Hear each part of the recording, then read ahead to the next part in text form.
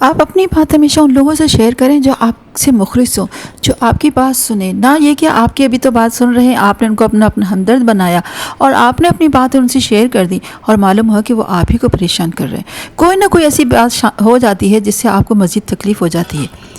میری زندگی میں بہت سارا تلخ تجربہ ہے کہ میں نے ہر ایک کو اپنا سمجھا، اپنی بات بنائی، یہ سوچ کے کہ چلو میرا ہمدرد ہوگا، میں اپنی باتیں کس سے شیئر کروں۔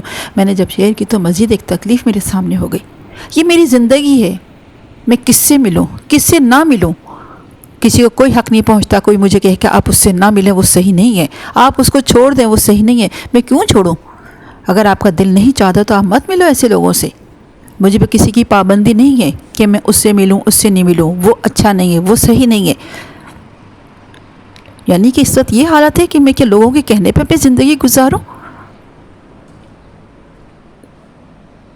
ایسے لوگوں سے رابطہ ختم کر دو، ایسے لوگوں کو اپنا مت سمجھو، وہ اپنا نہیں ہے، وہ ہمیں پریشان کرتے ہیں، وہ ہماری زندگی میں مزید زہر کھولتے ہیں۔ لگتا تو یہ ہے کہ ہمارے اپنے ہیں، لیکن وہ ہمارے اپنے نہیں ہوتے۔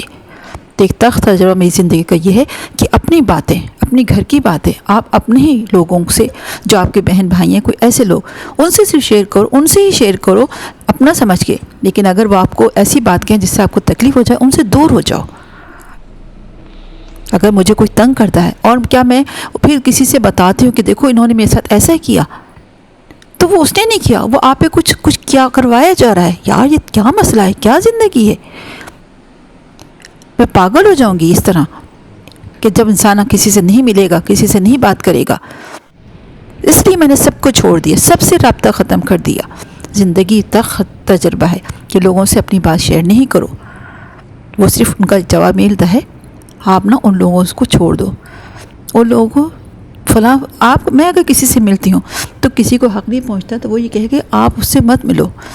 یہ جو آپ کی زندگی میں زہر کھولا ہے وہ تھرڈ پرسن ہے۔ ارے تھرڈ پرسن سے تو میرا رابطہ بھی نہیں ہے، تو پھر وہ کون ہوتی ہیں؟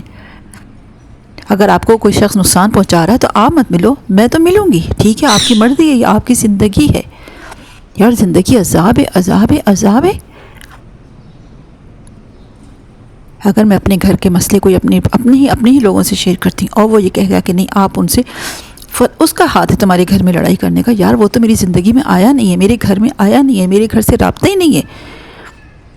پھر بھی اگر وہ کہتے ہیں نا کہ ٹھیک ہے اگر آپ لوگ ان سے ملتے ہو تو پھر ہم سے رابطہ ختم کر دو، ٹھیک ہے، جو میرا اچھا ہے، جو میرے لیے اچھا ہے، جو میرے لیے سنسیئر ہے، جو میری بات کرتا ہے، تو میں انہی لوگوں سے ملوں گی، انہی لوگوں کو اپنا سمجھوں گی، جو میرا درد دکھ تکلیف سنتا ہے، جو میری باتیں سنے گا، جو میری پریشانیوں کو میں اس سے پریشان ہوں گی تو اس سے میں شیئر کروں گی، لیکن نہ کہ مجھے وہ اپنی زندگی مزید پریشان کرے۔